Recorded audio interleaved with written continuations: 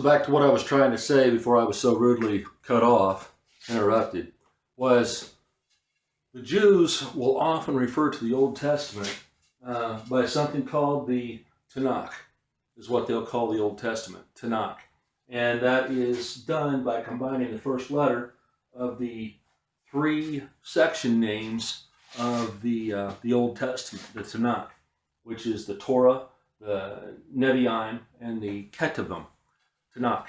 I just thought that was an interesting tidbit, an interesting clue. So over the break, while I was uploading this last number 17 video, I went ahead and took the liberty of defining the New Testament and breaking down the New Testament a little bit for you guys. The New Testament here, and I've kept the Bible. If you're just jumping in and joining us, I'm breaking down the Bible, and the Bible's in two sections. The Bible is divided into the Old Testament, which is Jesus concealed, and the New Testament, which is Jesus revealed. The New Testament is broken up into four sections, okay? And not literally, it doesn't come right out and say that there are four sections, but the meaning, I guess, there's four sections of different meaning. Different types of books, what are called books in the New Testament, and there's some discrepancy as to whether they are actually books or not, because most of the New Testament are they're just simply letters, But anyway, I'll explain that here in a second. The first section of the New Testament is known as the Synoptic Gospels, which include the books Matthew, Mark, Luke, and John. To some extent, which I've not included here, is also the book of Acts. The book of Acts is actually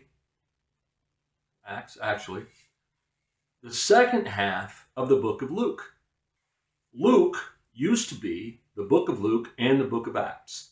Somewhere in the timeline, somewhere at the Constantine, Council of Nicaea, someplace, religious leaders decided to break up the book of Luke and turn it into the book of Luke and the book of the Acts of the Apostles. So the book of Acts became the book of Acts, and it used to be the book of Luke. So Synoptic Gospels, a buddy of mine said when he was first reading the Bible, he was told by friends to start reading the Bible in the Synoptic Gospels. Okay, well, he didn't want to seem dumb, so he just nodded and said, okay.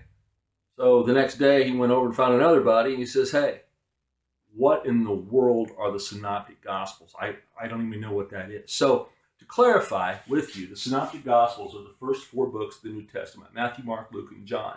Now, the word synoptic means synopsis or story of. That's all synoptic means, is story of. Gospel means teaching or revelation of.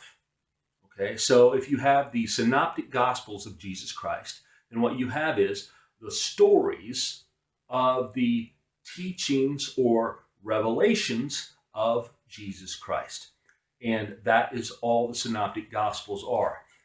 The synoptic gospels were written by four different authors at four different time frames in four different areas of Judea. Okay. Ironically, many of the same stories, many of the same teachings, the Synoptic Gospels were written, as I showed you on that timeline, they were written right around 60 to 70 AD, when the disciples realized Jesus wasn't coming back in their lifetime. Okay, so they decided to put something on paper. Well, as they're putting the life of Jesus down on paper, which they all four talk about, the birth of Jesus and Jesus's mom and dad and the travels of Jesus and what Jesus went through, talked about his life, talked about some of the miracles. Interesting enough, they mention many of the same miracles, but they also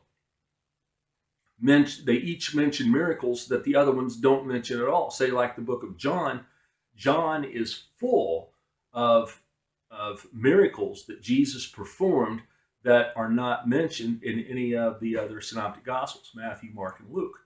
Okay, the one miracle that did make it into all four of the synoptic gospels was the miracle of Jesus walking on water, or walking on the Sea of Galilee. Now, all four disciples tell the story from a different perspective, in that the story does not play out the exact same way from all four storytellers. They do talk about the fact that Jesus walked on water, but it's interesting that it comes from each one of their perspectives, probably 20 to 30, maybe even 40 years in their past. And as they recall this information, and they're writing down this information, or having the information written down for them as they communicate it to a scribe, they each talk about different aspects of the story. So it paints a picture from each one of the disciples' perspectives.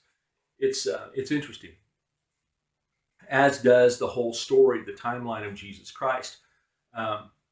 Jesus of Nazareth is told from all aspects of the synoptic gospels, and not just one particular synoptic gospel, but from aspects of all four writers. And this is the life of Jesus Christ. So the rest of the New Testament, what we're looking at is the Pauline epistles.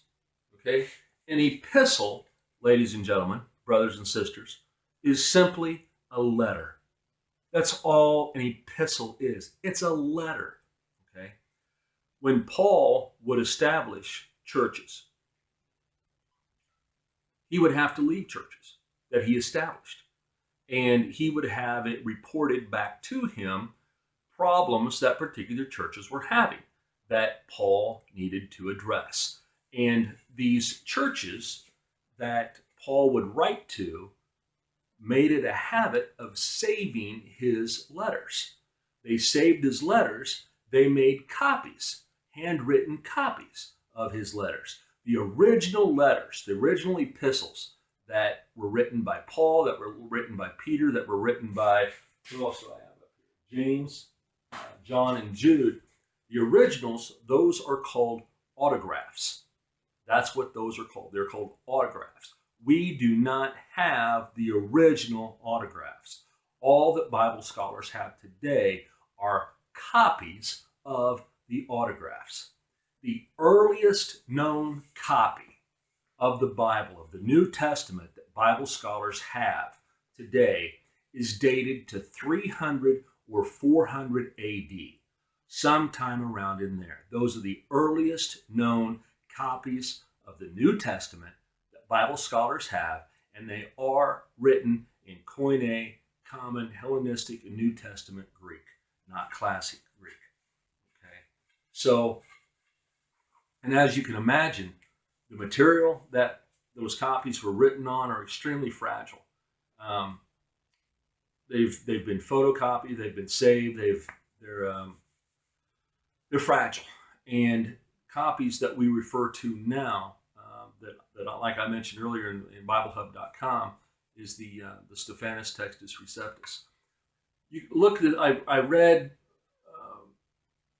in depth on Wikipedia about these Textus Receptus, about the Stephanus Textus Receptus. It's interesting. It's interesting to say the least how these came about. But for the most part, the Greek Bible that most Bible scholars who speak Greek, who speak Hebrew, the book that they go back to most often is the Stephanus Textus Receptus, which there is a copy of that on BibleHub.com. It's available to you free of charge. I use it all the time for resource material. But going back to the letters, the Pauline epistles include Romans, 1st and 2nd Corinthians, Galatians, Ephesians, Philippians, Colossians, 1st and 2nd Thessalonians, Hebrews. I've got a little star by Hebrews because nobody knows for sure who wrote the book of Hebrews. The author of Hebrews did not leave his name. Now, Bible scholars have a really good idea that it was probably Paul. However, it could have been one of the other disciples of Jesus at the time. Barnabas was known to accompany Paul on many of his journeys and many of his travels. It could have been Barnabas. Nobody knows for sure. We don't know for sure. And the Bible lists it, my Bible lists it as such, that no one knows for sure who wrote the book of Hebrews. But it's a very, very, very good read. It's a highly spiritual read. First and Second Timothy, Titus, and Paul wrote a letter to Philemon. Okay? The next section of the Bible are known as the general epistles, or the general letters. And these letters were written by a man named James. Peter wrote a couple of his own letters, 1st and 2nd Peter. John, who also wrote the Synoptic Gospel, John wrote a letter. He actually wrote 3 letters, 1 John, 2 John, 3 John. And then Jude wrote a very small letter to a church. I'm not sure which church it is right off the top of my head, but Jude wrote a very small letter. Then the next section of the New Testament is prophecy, and it is known as John's Revelation. And this is the same John that wrote the Synoptic Gospel. This is the same John who wrote 3 general letters or epistles. This is known as John's Revelation, or the Revelation of John.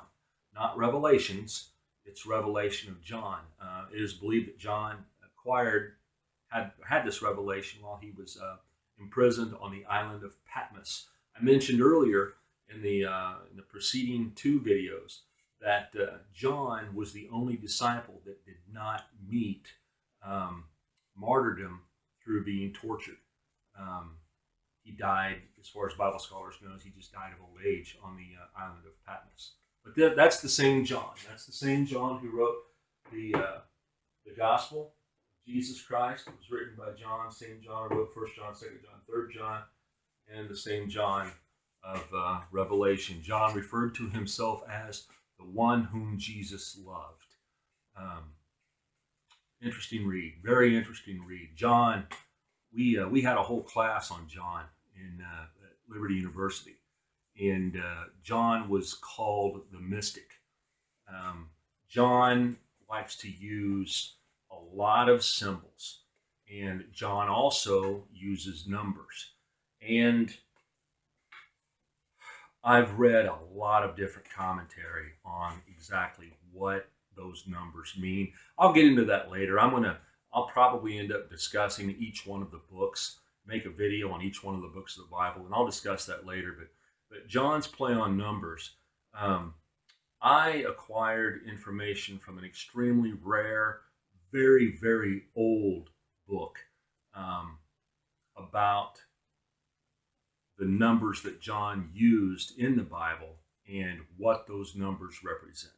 So to date, it has been the most basic, the most common sense application of John's numbers that I've come across yet, because none of the other theories that I've read from Bible scholars, none of them make sense to me. But this one particular book that I read explaining John's use of numbers, it makes total sense to me. And I'll share that with you in one of the later videos. But that wraps up the New Testament. So I've explained to you the Old Testament and the sections of the Old Testament. I've explained, or the Tanakh, as Jews refer to it as.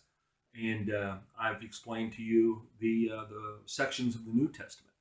And not quite sure what we'll get into next, but I'm sure it will be interesting. It'll be educational. It'll be fun. Okay. My nose itches tremendously.